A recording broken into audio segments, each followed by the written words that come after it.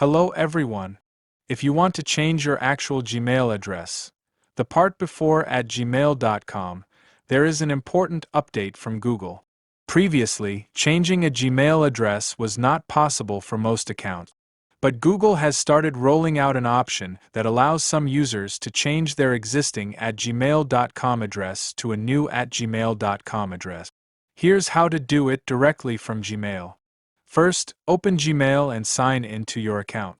Now, click your profile picture or avatar icon in the top right corner. From the menu, click Manage your Google account. Your Google account page will open. From the left-hand menu, select Personal Info.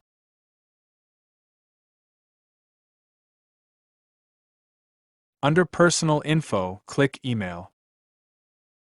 Now select Google Account Email. If your account supports the new Gmail address change feature, you should see an option to change Google Account Email. Click on it.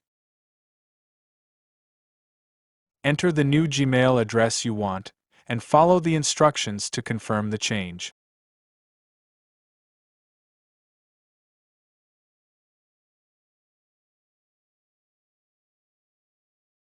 Your old Gmail address can continue to receive emails, and Google may keep it associated with your account as an alternate email address.